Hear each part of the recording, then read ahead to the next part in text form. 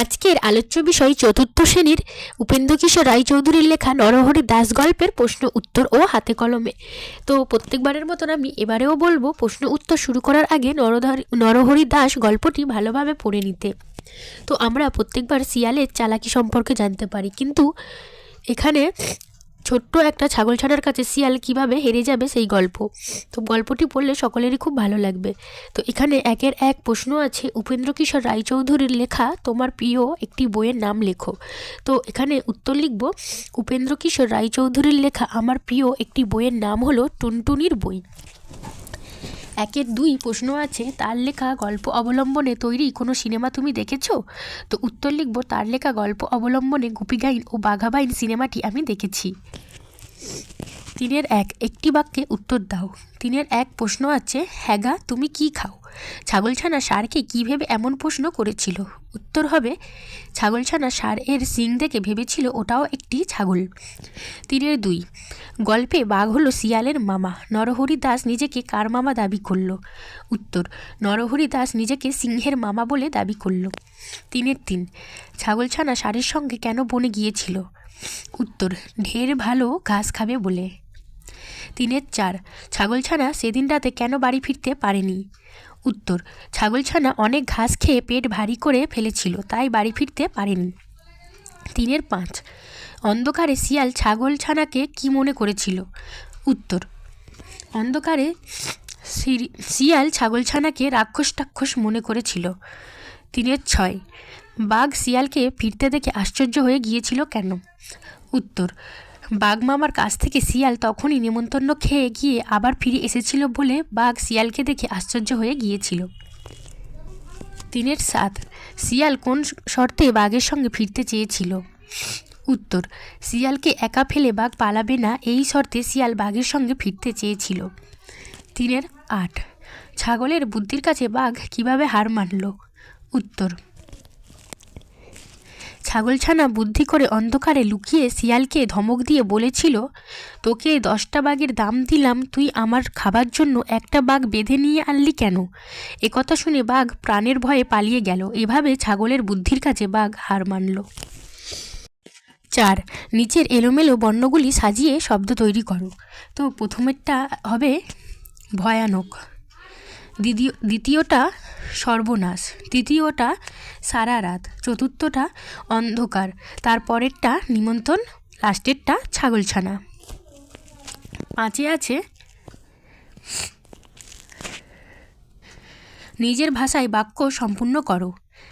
5-এর 1, যেখানে মাঠের পাশে বন আছে, আমরা এখানে শূন্যস্থানে লিখব, আর বনের ধারে মস্ত পাহাড় আছে, সেইখানে একটা গর্তের ভিতর একটা ছাগলছানা থাকতো। 5-এর 2, সেই বনের ভিতরে খুব চমৎকার ঘাস ছিল, শূন্যস্থানে হবে খুব চমৎকার ঘাস ছিল।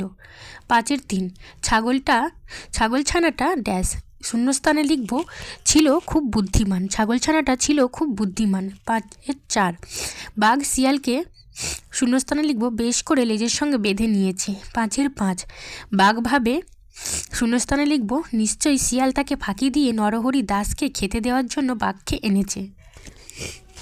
6 আছে একই অর্থের শব্দ পাশের শব্দঝুড়ি থেকে খুঁজে নিয়ে পাশাপাশি লেখো। তো এখানে প্রথমেই আছে বন, বনের ওখানে শব্দঝুড়ি থেকে এখানে লিখে নিয়েছি বন জঙ্গল, ছাগল অজ, আশ্চর্য অবাক, সাজা শাস্তি, তৃণ ঘাস। তো এখানে সাথে আছে বর্ণ বিশ্লেষণ করে নিজের ফাঁকা ঘরগুলি ভর্তি করো। প্রথমেই আছে পাহাড়, প যোগ আ যোগ হ যোগ আ যোগ ডয়শূন্য র, তো পাহাড়। তারপরে আছে মস্ত, ম যোগ অ যোগ দন্তেশ যোগ অ যোগ অ, মস্ত। সন্ধে, দন্তেশ যোগ অ যোগ দন্তান্ন যোগ ধ যোগ এ, সন্ধে। অন্ধকার, অ যোগ দন্তান্ন যোগ ধ যোগ অ যোগ ক যোগ আ যোগ র। এখান থেকে এরকমভাবে তোমরা সবাই করে নেবে, এখানে লেখা আছে করে নিও, আমি আর এত বলে দিচ্ছি না, তোমরা দেখে বুঝে করে নিও। তারপরে চলে আসবো 8-এ, নিচের কথাগুলির মধ্যে কোনটি বাক্য নয় তা চিহ্নিত করো। বাক্য হলে রাইট চিহ্ন দাও, বাক্য না হলে কাটা দিয়ে শুদ্ধ করে লেখো। মাঠের পাশেই বন, তো এটা বাক্য, তাই এটা রাইট চিহ্ন। তাও কি হয়, এটাও একটি বাক্য, তাই এটা রাইট চিহ্ন। নরহরি দাস এসে, তো এটা বাক্য কমপ্লিট হয়নি, তাই এটা কাটা চিহ্ন। যেহেতু এটা বাক্য কমপ্লিট হয়নি, তাই এটা শুদ্ধ করে লিখব, নরহরি দাস এসে বলে কিনা 50 বাঘে তার এক এক গ্রাস। তারপরে আছে আমি সেখানে গেলে, এটাও বাক্য কমপ্লিট হয়নি, তাই এটা কাটা চিহ্ন দিয়ে এটা বাক্য কমপ্লিট করে লিখব, যদি সেটা হাঁ করে আমাদের খেতে আসে, তাহলে এটা পুরোপুরি বাক্য কমপ্লিট হয়ে গেল। আমি সেখানে গেলে যদি সেটা হাঁ করে আমাদের খেতে আসে।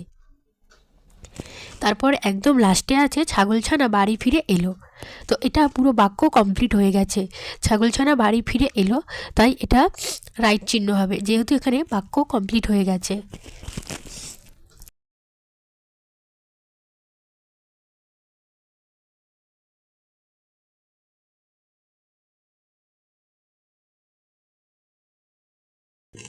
চলে আসবো নয়ে। নয়ে আছে এলোমেলো শব্দগুলিকে সাজিয়ে বাক্য তৈরি করো।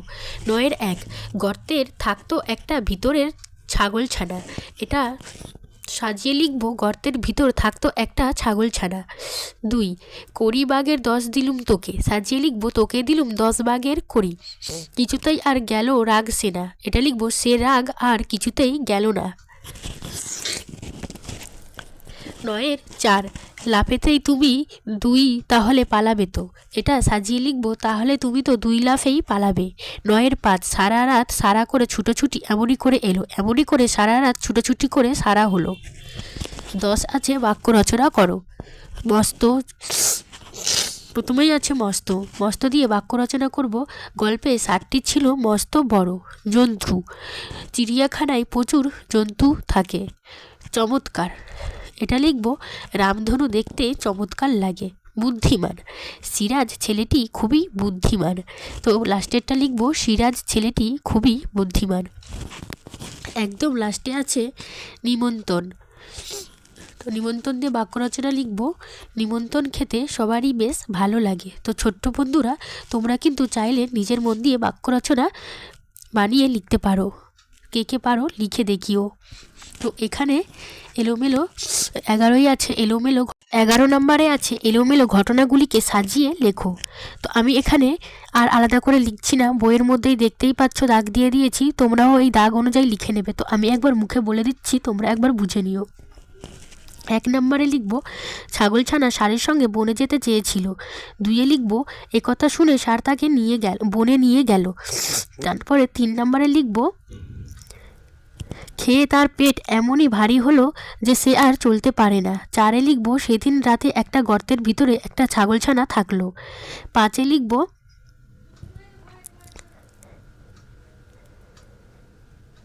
সেই গর্তটা ছিল একটা শিয়ালের। 6 নম্বরে লিখব, শিয়াল ফিরে এসে গর্তের ভিতরে কে ঢুকেছে তা জানতে চাইল। 7-এ লিখব, ছাগলছানা ভারী বুদ্ধিমান ছিল, সে বলল 50 বাঘে মোর এক এক গাছ।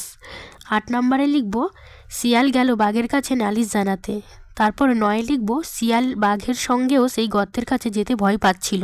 10-এ লিখব, ছাগলছানা বলল, দূর হতভাগা, তোকে দিলুম 10 বাঘের কড়ি, 1 বাঘ নিয়ে এলি লেজে দিয়ে দড়ি। সর্বশেষ 11-ই লিখব, সকালে ছাগলছানা বাড়ি ফিরে এলো। তো ছোট্ট বন্ধুরা, এতক্ষণ যদি কিছু না বুঝতে পারো অবশ্যই কমেন্ট করে জানিও, আমি তোমাদের আবার দরকার হয় বুঝিয়ে বলে দেব। তো চলো এখন 12 দাগের যাওয়া যাক।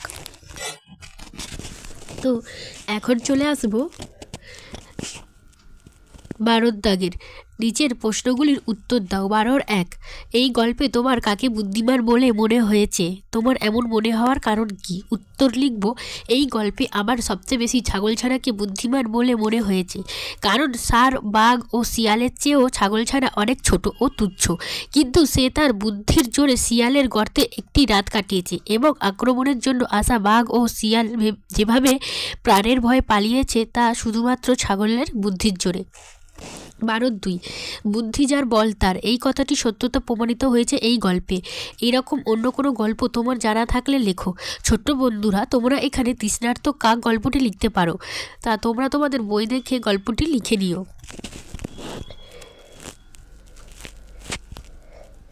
চলে আসবো 13 দাগে। গল্প থেকে অন্তত 5টি সর্বনাম খুঁজে নিয়ে লেখো এবং সেগুলি ব্যবহার করে একটি করে বাক্য লেখো। এখানে সর্বনামগুলি হচ্ছে তুমি, আমি, সে, তোমাকে, তার। তুমি দিয়ে লিখব তুমি কাল আমাদের বাড়িতে এসো। আমি প্রতিদিন মন দিয়ে পড়াশোনা করি। সে খুব ভালো ফুটবল খেলে। তোমাকে, মা তোমাকে ডাকছেন। তার হাতের লেখা খুব সুন্দর। এখন চলে আসবো 14। কারণ কি লেখো। 14 ছাগলছানা গর্তের বাইরে যেতে পেত না। তো এটা লিখব কারণ ছাগলছানাটি ছোট ছিল। স্যার এসে বলল এখন চলো বাড়ি যাই, কারণ সন্ধে হয়ে গিয়েছিল। সে শিয়াল ভাবলো বুঝি রাক্ষস টাক্ষস হবে, কারণ ছাগলছানাটি কালো ছিল। বাবা গো বলে সেখান থেকে শিয়াল দিয়ে ছুট, কারণ ছাগলছানাটি গর্তের ভেতর থেকে বলেছিল যে সে এক গ্রাসে 50টা বাঘ খেতে পারে। বাঘ ভয়ানক রেগে বললে বটে তার এত বড় আস্পর্ধা, কারণ বাঘ সে তার ভাগনা শিয়ালের মুখে শুনেছিল নরহরি দাস এক গ্রাসে 50টা বাঘ খেতে পারে, তাই এ কথা বলেছে। 15 আছে নিচের বাক্যগুলিতে কোন কোন ভাব প্রকাশ পেয়েছে তা লেখো। 15 হ্যাঁ গা তুমি কি খাও।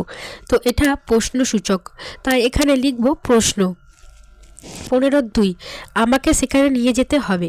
এটা হচ্ছে ইচ্ছা প্রকাশ করছে তাকে সেখানে নিয়ে যাওয়ার জন্য, ইচ্ছা এটা, তাই এখানে লিখে নেবে ইচ্ছা। যাস নে ভালুকে ধরবে, বাঘে নিয়ে যাবে, সিংহে খেয়ে ফেলবে। এটা হচ্ছে পরামর্শ, তা এটা হচ্ছে পরামর্শ লিখব। এখন চলো বাড়ি যাই। তো এখন চলো বাড়ি যাই এটা হচ্ছে উপদেশ। শুনেই তো শিয়াল বাবা গো বলে সেখান থেকে দে ছুট, এটা হবে ভয়। 15 কি ভাগ্নে এই গেলে আবার এক্ষুনি এত ব্যস্ত হয়ে ফিরলে যে, এটা হবে বিস্ময়। তো আজকের ভিডিওটি এখানে শেষ করছি। ভিডিওটি ভালো লাগলে অবশ্যই লাইক, কমেন্ট, শেয়ার ও সাবস্ক্রাইব করে পাশে থাকবে। ভিডিওটি দেখার জন্য অনেক অনেক ধন্যবাদ।